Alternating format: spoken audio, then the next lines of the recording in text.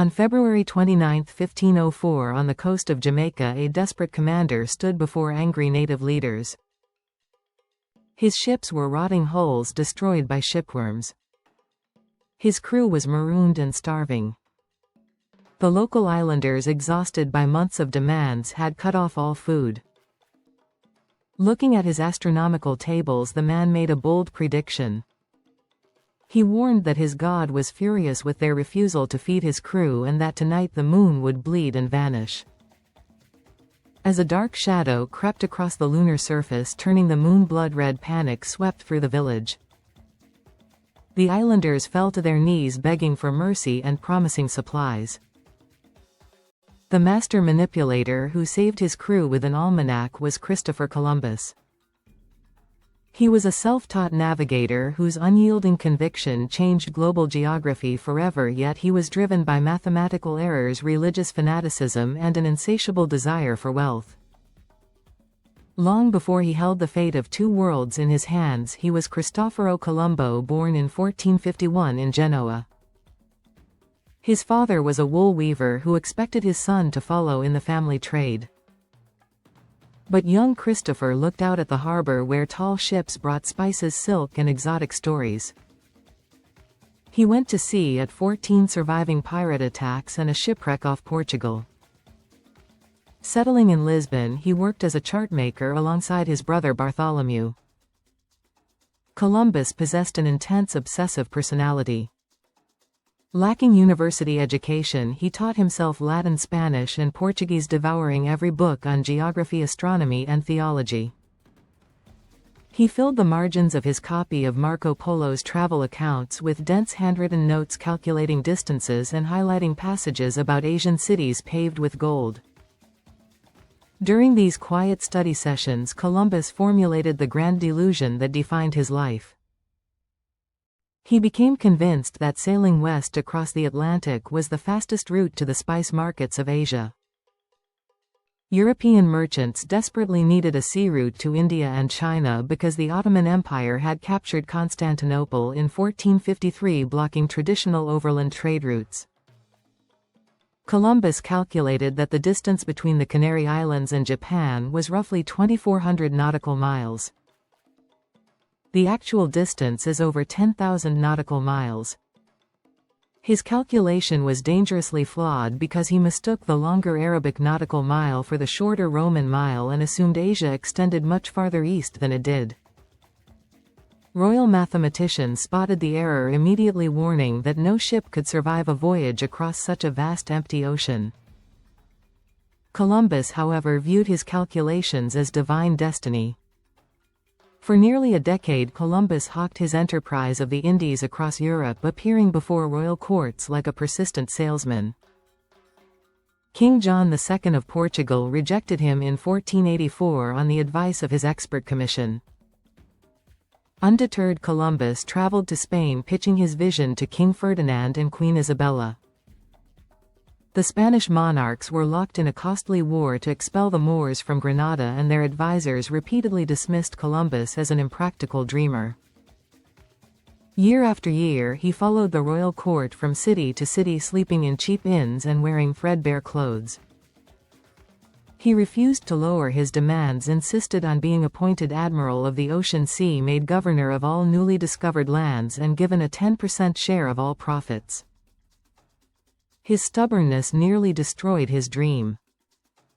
By early 1492, Granada fell and the Spanish reconquest was complete. As Columbus rode away from the royal camp, believing he had failed, Queen Isabella made a sudden decision. Her financial advisor convinced her that potential rewards far outweighed the modest investment of funding 3 small ships. A royal messenger overtook Columbus on the road, bringing him back to court. On August 3, 1492, 3 vessels set sail from Palos de la Frontera. The Nina, the Pinta, and the flagship Santa Maria carried a combined crew of 90 men.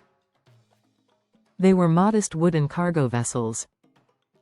They made a final stop in the Canary Islands for repairs and provisions before plunging west into the unknown on September 9, 1492. As weeks bled together without a sighting of land, fear settled over the wooden decks. The crew was sailing through uncharted waters with steady trade winds blowing them relentlessly west, prompting rumors that they would never find a wind to carry them back. In mid-September, the compass needles began pointing slightly west of true north, revealing the phenomenon of magnetic declination which deeply unsettled the officers. To prevent panic, Columbus kept two separate logbooks. One recorded the true distance traveled, which he kept secret, while the second displayed a reduced mileage to reassure his frightened crew. By early October, birds were spotted flying southwest and floating branches drifted past the hulls. Yet tension reached a boiling point on October 10 when the crew threatened mutiny. Columbus pleaded for 3 more days, promising to turn back if land was not found. 2 nights later, on October 12, 1492, at 2 in the morning, a lookout named Rodrigo de Triana aboard the Pinta spotted a white cliff glinting in the moonlight. Columbus claimed the official cash reward for himself, alleging he had seen a distant light hours earlier. At dawn, Columbus stepped ashore on a small island in the Bahamas which local inhabitants called Guanahani, and Columbus renamed San Salvador. Believing he had reached the outer islands of Asia, he referred to the native inhabitants as Indians. The local Taino people walked out to meet the strange bearded visitors, presenting gifts of cotton thread parrots and wooden spears. Columbus noted in his journal that they were gentle, generous, and wore tiny gold ornaments in their noses. That small glint of gold sparked an uncontrollable obsession that transformed exploration into tragedy. Searching relentlessly for the Grand Court of the Great Khan, Columbus sailed south, arriving at Cuba and Hispaniola. On Christmas night 1492, disaster struck off the northern coast of Hispaniola.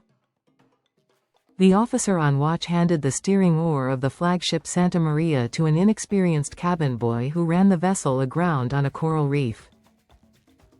The ship broke apart in calm waves. Unable to carry all 90 crew members back on the remaining 2 smaller ships, Columbus used timber from the wrecked Santa Maria to build a fortified settlement named La Navidad. He left 39 men behind with strict orders to collect gold and treat the native population with respect before boarding the Nina for the long voyage back to Europe. When Columbus arrived back in Spain in March 1493, he was received as a national hero. He paraded through Barcelona showcasing colorful exotic birds, native artifacts, gold trinkets, and 6 kidnapped Taino individuals before King Ferdinand and Queen Isabella. The monarchs confirmed his prestigious titles, making him Admiral of the Ocean Sea and Viceroy of the Indies. News spread like wildfire across Europe. Wealthy investors rushed to finance a second expedition. In September 1493, Columbus returned to the Caribbean not with 3 humble ships but with a massive fleet of 17 vessels carrying 1,200 soldiers, priests, and fortune seekers eager to claim instantaneous wealth. The grand return quickly dissolved into horror. When the fleet anchored off Hispaniola, Columbus found La Navidad burned to the ground and the bodies of all 39 Spaniards scattered across the shore. The local Taino leader explained that the garrison had broken into factions roaming the island, taking native women by force and demanding gold until local warriors retaliated. Ignoring the warning sign, Columbus established a new capital named La Isabela and initiated a harsh colonial administration. He was a brilliant sailor but an abysmal administrator. When promised mountains of gold failed to materialize, Columbus instituted a brutal tribute system. Every native inhabitant over 14 was forced to deliver a hawk bell filled with gold dust every 3 months. Those who failed had their hands severed and were left to bleed to death. As native resistance mounted against these impossible demands, Columbus ordered military raids across the interior of Hispaniola. In 1495, his men rounded up 1,500 Taino men, women, and children. Columbus selected 500 of the healthiest captives and loaded them onto ships bound for slave markets in Seville. More than 200 died during the Atlantic crossing and were tossed overboard. Meanwhile, back in Hispaniola, forced labor, exhaustion, and newly introduced European diseases like smallpox devastated the indigenous population. Within a single generation, the population of Hispaniola dropped from hundreds of thousands to a fraction of its former size. The tragic human cost alienated even his supporters back in Spain. Desperate to prove the economic value of his mission, Columbus embarked on a third voyage in 1498, taking a southerly route. He reached Trinidad and made his first landfall on the South American continent near the mouth of the Orinoco River. Observing the massive volume of fresh water pouring into the ocean, Columbus correctly deduced that he had encountered a giant landmass. However, his religious mysticism led him to a bizarre conclusion. He recorded in his journal that he had reached the outer boundary of the biblical Garden of Eden. Returning to Hispaniola, he found Spanish colonists in open rebellion against his brother Bartholomew's rule, complaining of starvation, disease, and tyrannical leadership. Reports of atrocities executed without trial reached the Spanish court. In 1500, King Ferdinand and Queen Isabella sent royal investigator Francisco de Bobadilla to restore order. Upon arriving, Bobadilla arrested Columbus and his brothers, placed them in heavy iron chains, and shipped them back to Spain in disgrace. The sight of the Admiral of the Ocean Sea stepping off a ship in Seville bound in iron chains caused a public outcry.